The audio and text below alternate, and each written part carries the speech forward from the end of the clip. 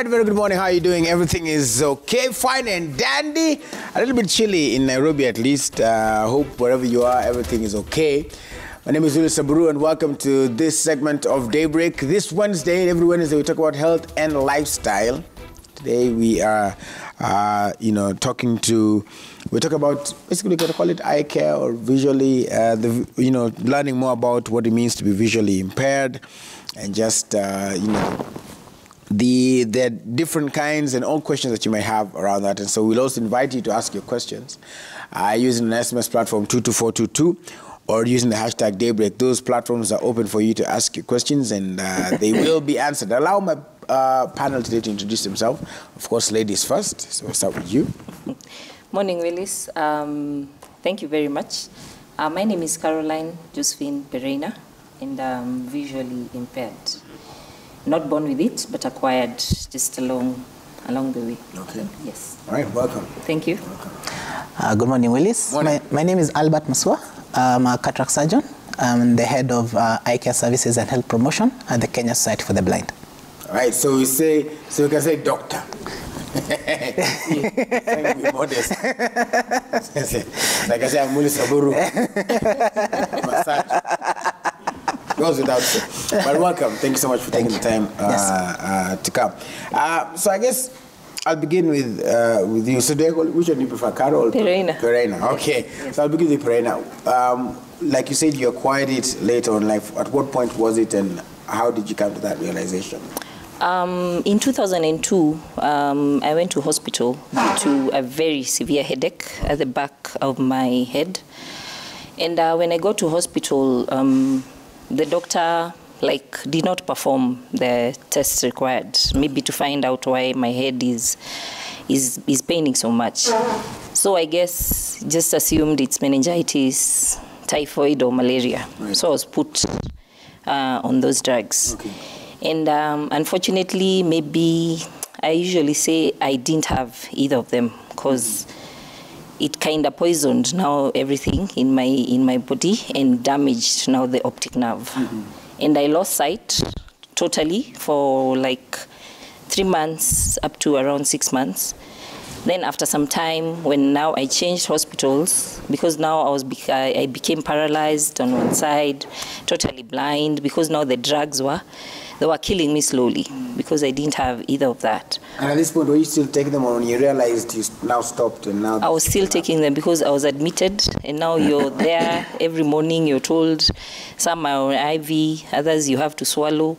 So it just got worse and worse. So now we had to change the hospital. And the hospital now that I went to, the second one, is when they realized that these drugs are causing more harm than good. So they started pumping them out. And that is when now my sight started coming back, but little. I could only see the very bright colors and all.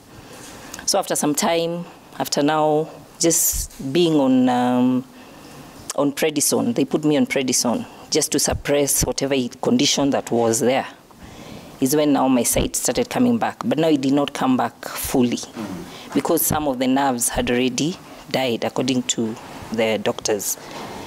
And till today, I have blurry vision. I only see very close. And So, all right, and I'm sorry if it gets too personal, you can always tell me to stop. But so what are the limits? What can you see up close? Can you read? Yeah. I only read when it is so close to me, and it has to be very huge, huge font. Even my phone, when I'm doing texting, it has to be near my face totally. If I'm to talk to you and I really want to see you, I have to come very close to you. Yes. So it is that close. Right. Yes. All right, and Doc, maybe if I can come to you, she said that when she walked in and she had a headache, the proper tests were not done. What would be the proper tests? Headache can mean a lot of things, right from a systemic condition, or could be a symptom of something else going on in your body. So initially, when you have headaches, you need to rule out any other causes of headache. So you need to do maybe certain blood tests to rule out the conditions, like she mentions. If maybe the doctor suspected of things like meningitis, typhoid, malaria, there are certain tests that need to be done to confirm that if that is the cause. And in the case of all this being normal, then there are other tests that you can do, neurological imaging, maybe doing an MRI, doing a CT scan, just getting to probe further to know what the cause could be. Because you can have a condition like a space-occupying lesion in the brain, you can have something like raised intracranial pressures. All these things can be picked up by neurological imaging. So I think if these tests were not done and she was started on these medications, then maybe that wasn't maybe the right way to go about it. So you need just to rule out everything else. Yeah. And so for now,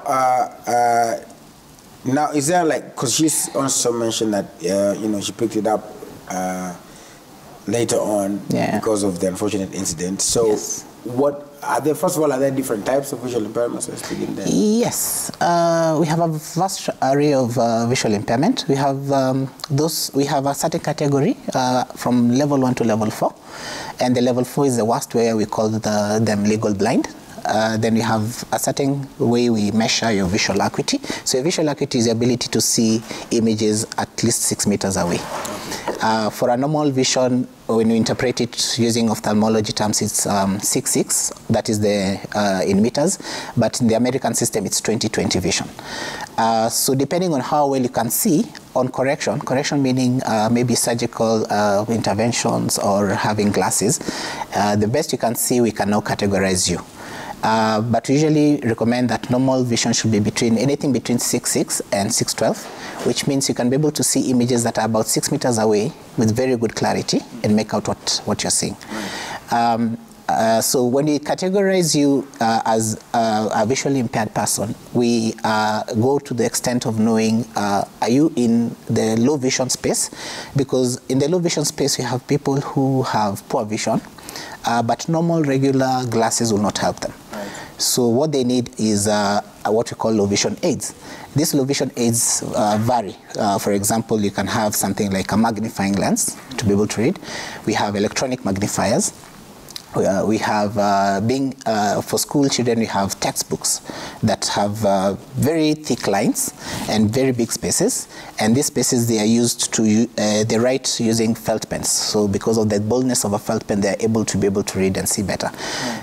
So we categorize you either as low vision. So in low vision space, like I mentioned, we do those tests and make sure you get a device that helps you with your schoolwork or just your normal activities of daily living. And if you're beyond low vision, now you're in the category of blindness. And then in blindness, now we can look at you and see if we can be able to rehabilitate you so that you can go back to the community and become again a useful citizen in the country. Yeah. And so to go back to Ibrahim as well, so this has happened, and now what happens next for you? Like, what after that you gain your sight and it's not quite there yet? What are the next steps? How are you living with it? How are you coping with it? What's going through your mind? Willis, to be honest, it wasn't easy, and still is not easy.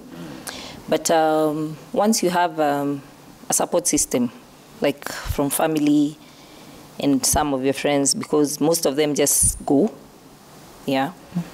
So you get new ones and you get a good support system. You're able now to see life in another dimension, take life positively, and a lot of counseling, because now things have changed. Right. What you used to do, you no longer do it on your own. There has to be someone. You just like have to have a guide, even when going to the bank, when doing personal things, because now everything has totally changed. You need help. Right. So that requires a lot of counseling and a lot of understanding from your family members, your children, at your workplace, and everywhere else that you go to. So you kind of have to inform your sort of ecosystem, for lack of a better word. Well, I'm here, what's going on? You have to tell everybody what's happening, so that at least you get assistance. Otherwise, you cannot do it on your own, because you are once seeing, then all of a sudden you're not able to see, so you can't even. You can't do anything on your own. So that has to, you got to have that heart to wake up and now start afresh, right, and just say, now life has given me this, so I have to do this. Right. Yes. And so then, if as you're doing this, and I just want to say, in terms of now after the aftercare, because there are people probably who are watching who know somebody or are going through it themselves, and who, what were the kind of the things you did in terms of the medications and the aids, Doc mentioned different aids that you can use. What are some of the things that helped you through? Or that are helping you through? One of the things that keeps me going or helped me is Kenya Sati for the Blind. Okay. Because that is where I got my rehabilitation, whereby you go and you find others who cases are even worse than you. They are younger than you. Others are older than you. They've acquired, and you're there now as a group, as a society, and now you're moving on as a team. Then you're taught now how to use something we call JOS, job accessibility, access with systems. System. It is a software that is put in. It can be on your phone, laptops, whereby now life continues as normal. You can still use your computer. You can still use your phone, even if you've lost your sight. And you're also taught Braille, and then you're also taught how to use this. This is a white cane. Okay. Without this, nobody will know that you're not seeing. A driver cruising on the road will not know that you have something with your vision. But now with this, when people see you with this, they know that something is happening, or maybe you need assistance. So at KSB, I was taught how to. It's called orientation mobility. How to use it, and to accept what has happened, and to move on, to pick up your pieces and just move on. Yes. And so maybe you can walk us through. So what does the JAWS? What does the system do? Like, let's say it's installed in the phone. How does it help? So it's a system that basically integrates everything that you do in your computer. So you can be able to use all applications from Microsoft Word to Excel. So it speaks, as you connect to the computer, it speaks what you're typing. So the first sessions, they're taught how to learn the keyboard so that they can actually type without being able to look at the keyboards, but just listen to the word that is being typed on their system. Using the same system, they can be able to read emails, they can be able to do letters, and just help them to be able to interact in the technology space. And it has been a really big game changer in the blind space. Right. Yeah. So that's the other thing. Is it okay, even before we ask the question of the day, to use the words interchangeably? Does visual impairment, from a layman's perspective, mean the same as blindness, or there's a difference? There's a big difference, because visual impairment is a blanket, because you can be visually impaired but not blind. Right. And that's why we say we have categories of visual impairment. So you cannot use visual impairment as blind. Okay. So blind is blind, and visual impairment is the blanket of it. Okay. Yeah. All right. So then, so then there are different, because you also mentioned you're a cataract surgeon. Yes. So where does that fall in? Okay. By training, I initially did ophthalmology and cataract surgery.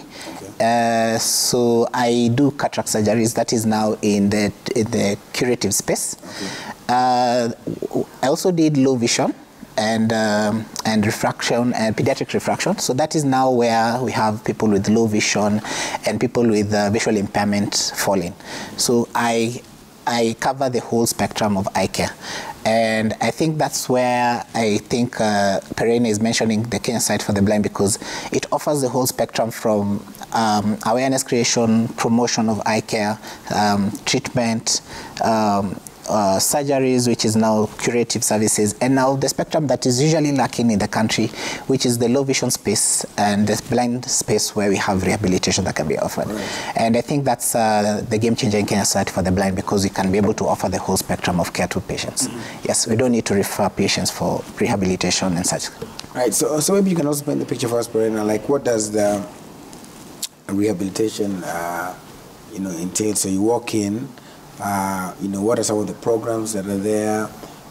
You mentioned counseling. What does a typical program look like to help you? Every day there's you learn something different. If it is like on a Tuesday and it's a day for counseling, that's you go for counseling. Other days maybe you're doing now the computers. You're being taught from Word to all the packages and how to go about everything to do with technology, the emails and everything. Then there's a day now for orientation mobility, whereby you go out, because now with O&M, you have to go out there on the road using the white canes, so that at least you're taught how to do it on your own when you're alone out there. And also there's some bits of pieces of massage. We have where we do. It's called shiatsu. It's a Japanese massage kind of style, which is done usually by the blind. All right. Yeah. And so even as you mentioned that as well, I'm already seeing some questions here. We're going to ask the question of the day in just a while. If it's ready, we can put it up. If not, we still invite you to get some of your questions in on 22422. That's our SMS platform, the hashtag being Daybreak. But we can pick it up from there in a short while. But in terms of, someone's asking about age. When you were speaking, you said some are younger than you, some are older than you. Number one, are there people who are born with it? And then what would be some of the factors that would lead to that? Let's start there.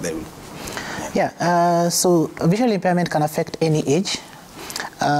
In children, the children who get congenital diseases, these are transmitted from their parents.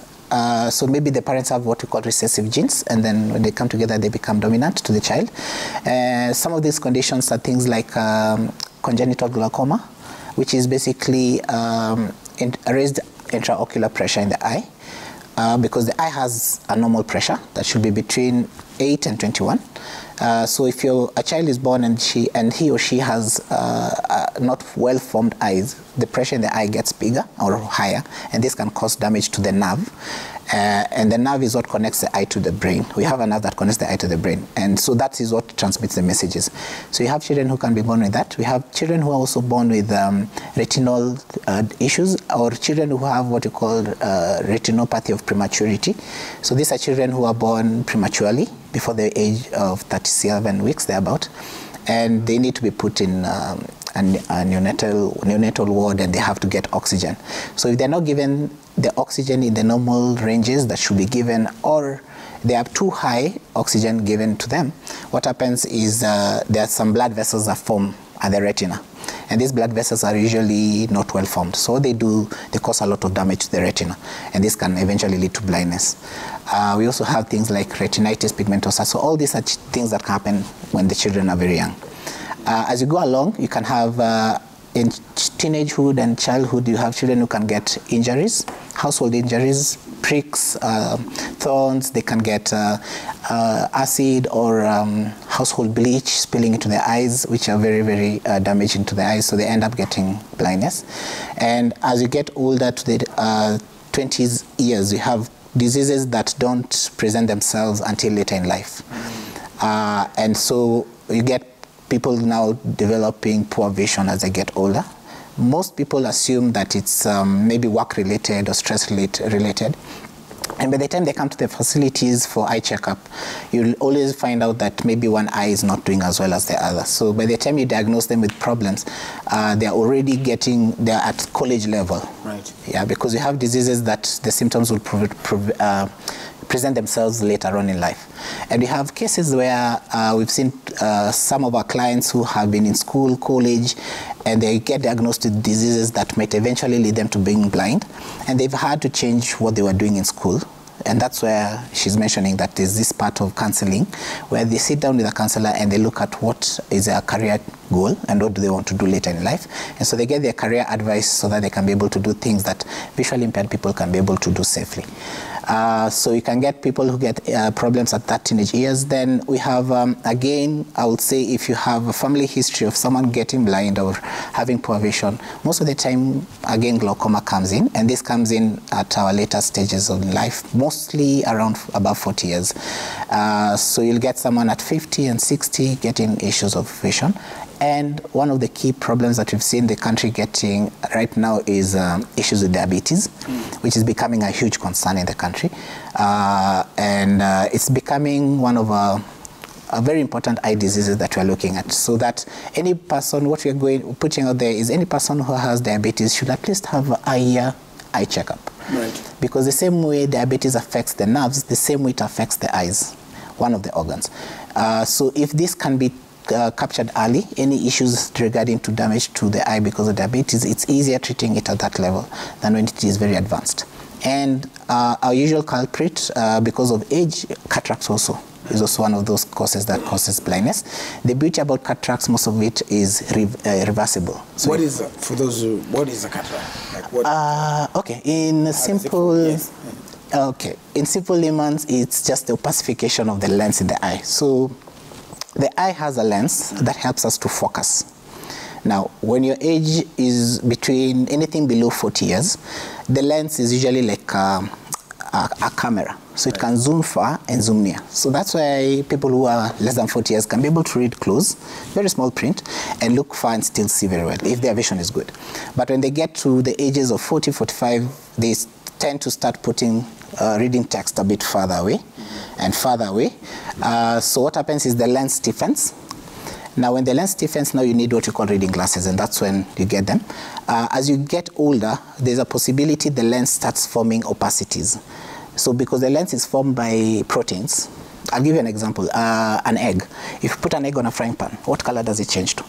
White. White, yes. So the same thing happens to the lens. So then the protein gets denatured because of the ultraviolet rays of the sun. So it forms an opacity. So light cannot go through it. So that's the cataract, opacification of the lens. So what usually is done is surgery is done. We remove the cataract and we replace it with an artificial lens that helps you now to see well. And that is reversible. Right. Yes. So this is of no fault of something. It's not like you're not eating something. It's just probably just advancement in age. Most of it is due to age. Okay. Yes. All right. Yes. All right. So, Brenda, just to get back to you as well. Now that you've been through this or are going through this, has it changed your perspective in terms of speaking out about visual impairment and what are you doing? Yes. Currently, I'm an advocacy member at KSB, and each and every opportunity I get, I usually talk about it. Even if it's home gatherings, any opportunity I get, even at work, I usually talk about blindness. And I tell people, go for screening, because blindness is like cancer. The pain, there is no pain. And once detected early, it can be stopped. So guys, I'd like to urge you to go for screening. Screening is very important, at least maybe once a year or twice.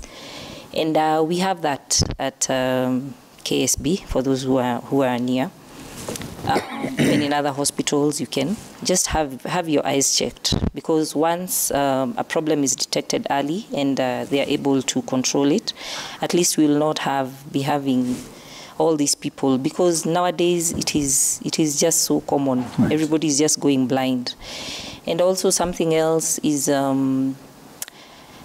what is happening right now in our country.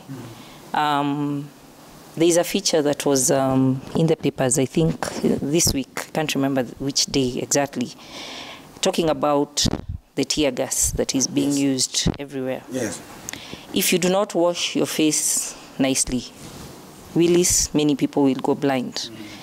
And we can do like a survey or a study where tear gas has been used, sana, in the places that tear gas has been used.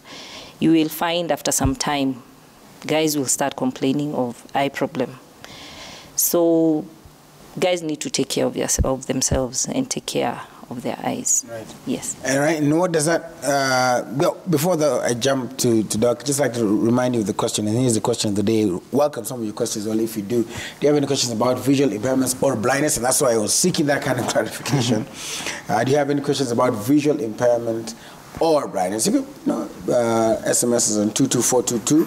That is the SMS line, that is 22422. We're going to sample some of those questions and feedback, and also ask, for them. So, Doc, the next question will be then, what are the signs and symptoms? Although she has mentioned that we need to go for screening, but when should you be worried or go and seek some assistance? Okay, so most of the time, these conditions that should eventually lead you to being blind are painless, as she says, and symptomless. So that's why we still insist on at least once a year checkup. But if you realize maybe you are getting headaches after a day's work, mostly in the evenings, then it means you've been straining throughout the day.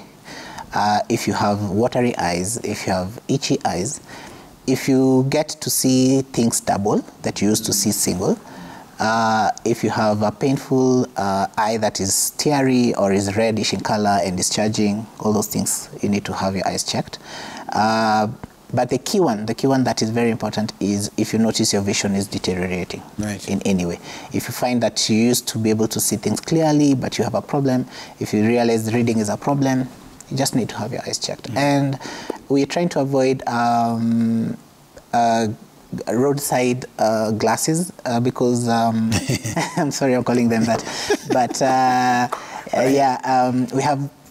we have people who are dispensing glasses, and this could lead to other problems. And I'll tell you, Willis, that one of our biggest also concern is the number of people who have what you call uncorrected refractive error.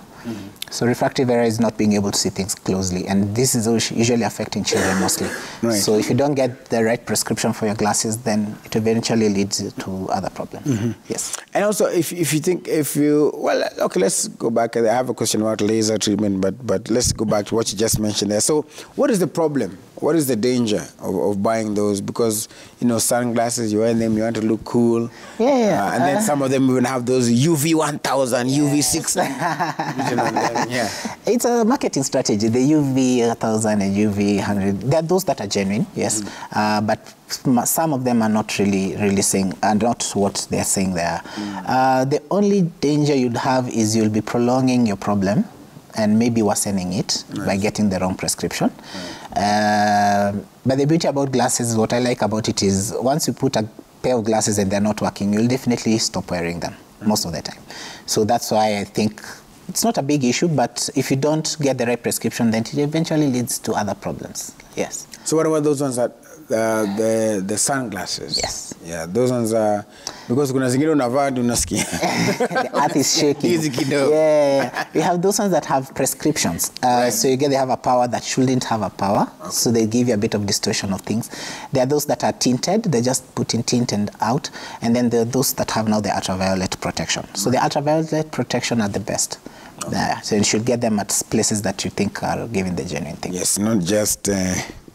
Anywhere. Any optical shop. Optical, yes. All right. So then there's a question here, I guess I'll ask you, Doc, as well. Ask to tell us about laser treatment for eyesight or vision issues. When is it used? So we have laser treatment for patients who are very short-sighted. So there are people who need glasses that are very thick, and they find it very uncomfortable. So the laser treatment is it reshapes the front part of your eye, the cornea, to a certain posture that reduces the way you can see. So yeah, laser treatment is one of those things in technology that have really changed the eye space. So for patients who have very high prescription glasses and willing to want to wear glasses, they can be checked. So there's a criteria that they have to meet first. So if they're tested with glasses to see if their vision is going to improve, so that the procedure can be done to make them see better. Right. So that is one of them, and then they look at the age and certain other aspects. So if you fall into the criteria, then you can be done the laser treatment. This is just for short-sighted? Mostly, yes. Mostly for short. And where short-sighted, just again for explanation, is yes. watu wenye haoni mbali ama karibu? Watu haoni mbali. You have to get it. Yes. All right, I'm told we have some feedback. Let's take a look at what you're saying and also what you're asking. Let's take a look at that. All right, here we go. If you could also niweke hapo nyuma tafadhali. But that is Janet from Kisumu. Says, kindly ask the doc, at what point do they recommend contact lenses? Okay, so yeah. So for contact lenses are just a different version of spectacles, only that they are more 3D and they can be put on for people who like sports and need to do things better. So again, we look at a certain criteria just to make sure your eyes are healthy. And if you're a person who can really follow instructions, because we have contact lenses that need to be put every day and you remove them every day. People forget and sleep with them, and this can bring problems. And also there are contact lenses that can be used for a month. So if they can follow instructions and they can use, be very good in hygiene, contact lenses are for most people, just a different version of spectacles. Yeah. Yes. So you need to be careful, people. Msilale nazo. Wamuke hapo macho imenyanya. Nashangaa. All right, let's take a look at another question here. Somebody says, can allergic Doc, you'll help me pronounce. Yes, conjunctivitis. Right. Can that cause blindness of any sort? Yes, right. Yes, it can. So conjunctivitis, just to break it down, is just inflammation of the eye. Okay. One part of the eye we call the conjunctiva. And it can cause blindness by causing, one, scars because of the persistent rubbing, because with allergy, someone is always rubbing their eyes. And in young children, we've seen it cause something we call keratoconus. So keratoconus is the front part of your cornea forming a cone shape. And this is because of the thinning. And this can go to a level where it stretches too much and causes a scar. And the only treatment for that at certain levels is doing a corneal transplant, which is very expensive. So yes, allergic conjunctivitis can lead to blindness if not taken care of. And just to add another question, so there is also a common problem back in the day, or maybe it still exists, the one where they say umenyima umbo chako. Then you get a yes. What? It's an African way of explaining things, I think. Right. So what is, because sometimes you get passing there and you have to wait for it to pop out. What is that? It's I usually say it's a version of a boil in the eyelid. Okay. So if you're someone who's always rubbing your eyes, you get the hair follicles on your eyelashes. Some that goes in there and it forms pus. So yeah, that's what it does. Oh, so it has nothing to do with dogs? No. Who let the dogs out? Okay, at least now we know. Now we know. Maybe before we go on with some of the feedback and some of the questions, Parina as well. So when you're sharing in these places, you mentioned how you're sharing households and all these places. What is the general reaction of people in terms of, do people take eye care seriously? Or, we just, like most of the things in this country, we just wing it. We are hoping to talk about Kama kawa, sisi ni wa Kenya, you wait until that time comes. But you find a small percentage after now hearing my story, especially those who knew me before, right. And now they're hearing now the story, they're like, enyewe, something has to be done. So you find there's some percentage that is taking things seriously and going for screening, getting the right spectacles. Like Doc is saying, not every spectacle is okay with you until you're told, now this is what you're going to use. So most of the people are taking it seriously. After now hearing from my side, having that they knew me before, and now they can see that I'm there. Right. Yeah. I want to take you back again to when you mentioned counseling, and because this, like you said, has changed a lot of things. You have to inform your people. It's changing your perspective as well. How important is it for you, your mental health during this space, and how did you navigate through it to keep that positive attitude every day, and you're still working, you're still trying to cope? Yes. First and foremost, Willis, I'm a happy person. Right. So I don't like things getting me down. Whenever I feel like I'm going low, I have to look for something that will make me kuchangamka. Right. Yeah. And most of it is talking to people and sharing. And you learn something every day from sharing with others. So this counseling really helps, because now you let out your innermost fears, because they are fears that you don't want to share maybe with your kids, because you don't want to stress them. You don't want to share with your mom because you don't want to make her go through mental issues. So once you're with a counselor, at least you're free, you're able to talk about those innermost fears, and you're able to pull through and now see life in another dimension. Right. This has to come from inside you.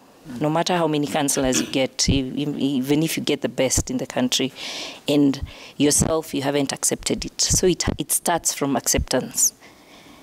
I'm Perina, I used to be this, now I'm this. It's now time to accept that and move on. I still have breath, so God is not yet done with me. Right. So I have to do this. You look at your kids and you're like, they need me.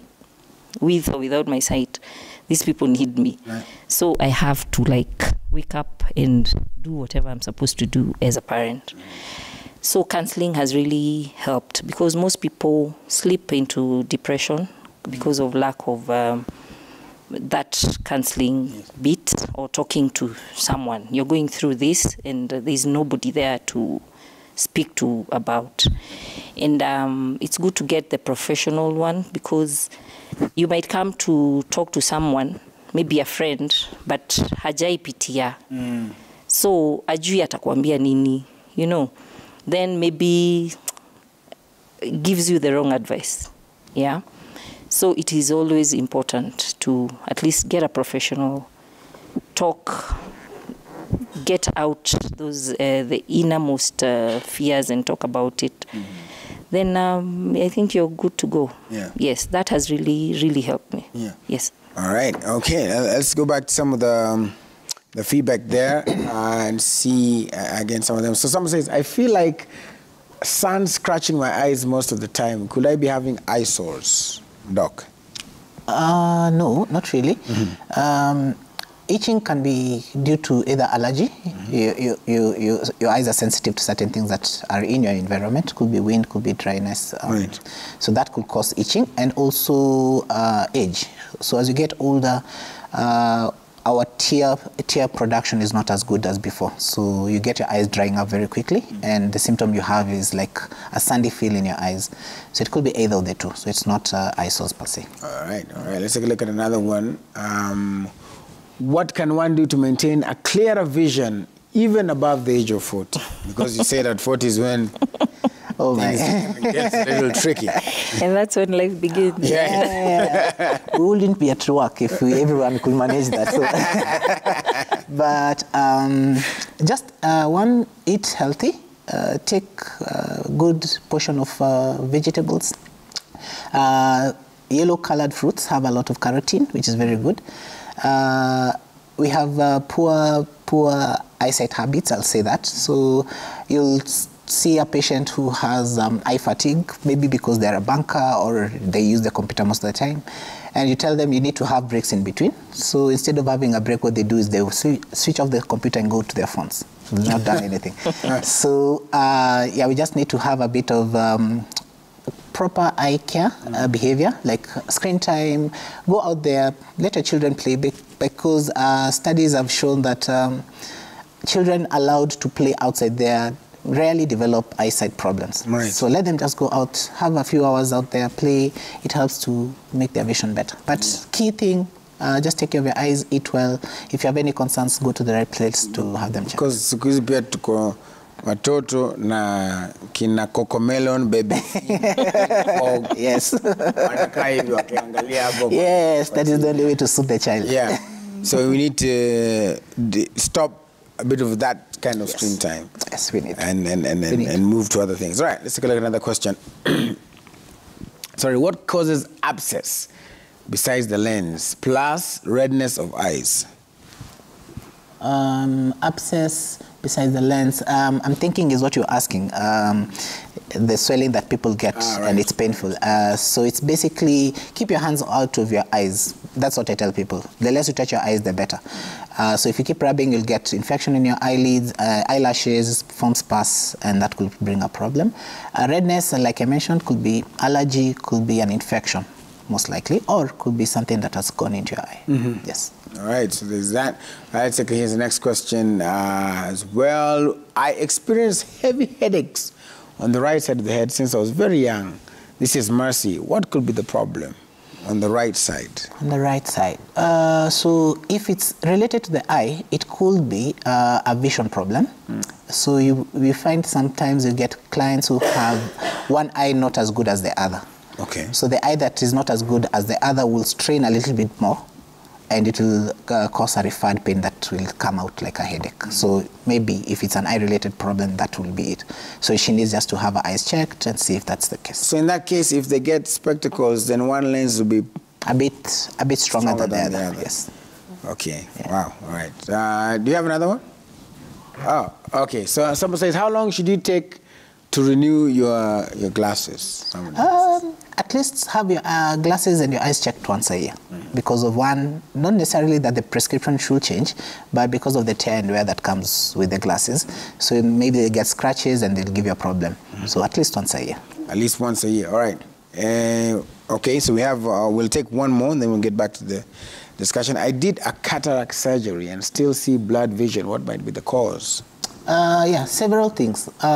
One could be inflammation after the surgery that could give you poor vision, or two, there could be a problem at the back of the eye, that is at the retinal level, because the lens, what it does is just to push the image to the retina, and then that gets now interpreted at the brain. So maybe there's something at the retina, most likely. Okay, so they need to go and get another just check round of a check as well. Yes. Yes. All right. So then, I guess another question will be back to you, Prerna, because you know the thing is, now that as you're moving, there could be somebody who is watching, probably just tuned in, and they again know somebody or are going through it themselves. You know, they're visually impaired in one way, shape or form.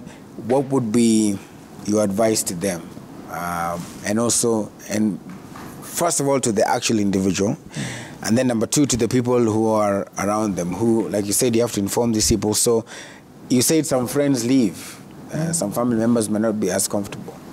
So what would be advice also to friends and family who now have just discovered one of their own is also going through this? They could be watching. So first, the person who's going through it, and then number two, the people around them. How would you advise them? First, to the patient, the person who's going through it, the first and foremost thing is to accept that that condition has come, and you have to move on with life. Secondly, get counseling if it is too heavy on you. Thirdly, get rehabilitated so that at least now you're able to live now the new normal. Then to the people around that person, some need counseling as well, because you might find maybe it's a husband who's lost sight. Now the wife doesn't understand what is happening and might even tend to leave. Many people break up because of such things. So they also need a lot of counseling as the caregivers, because they are the ones now who are going to take care of us. Maybe eternity. You never know until God says otherwise. So they also need counseling. They also need to learn more about this space and what to do, what not to do, and how to go about it.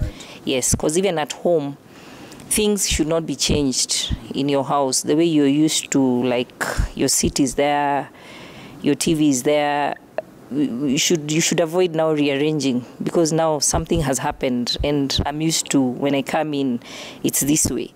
So you should avoid that rearrangement, because now it causes a total, you get confused totally. And it might lead even to accidents because you are not used to the gas cooker being here. Now they've rearranged. So there are so many things that come now with the new changes. Yes. All right. At home, at work, everywhere. All right. And then also, in case they want to reach out, would they reach out to you? Would they reach out to the Kenya Society for the Blind? What would be the contacts? How would they do that? Okay, they can reach out to us. They can also reach out to Kenya Society for the Blind. We are at along Maimahi Road, next to Timol Junction. We are, in fact, we just neighbors with Moi Educational Center. Kenya Society for the Blind is there, and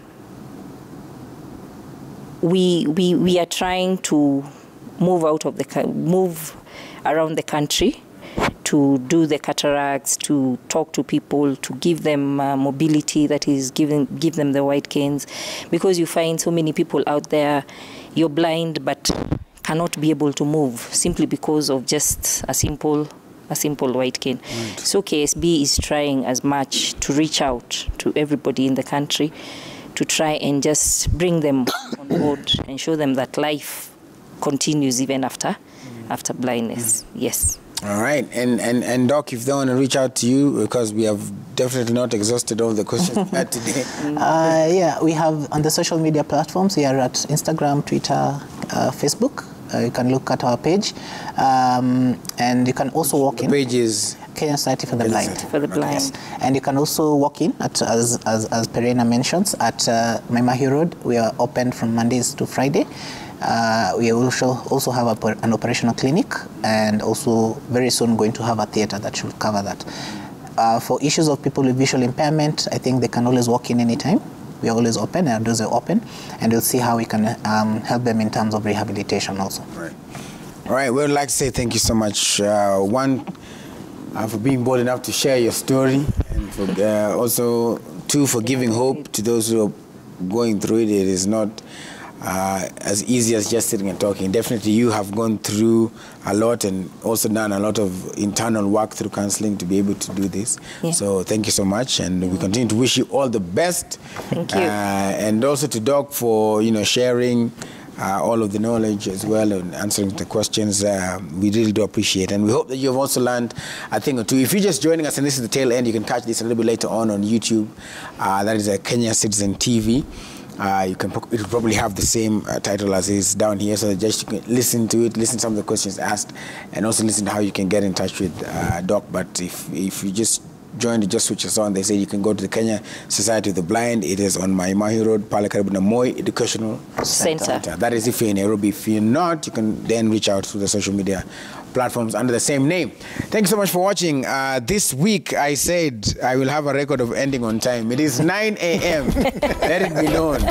We're on time. God bless you.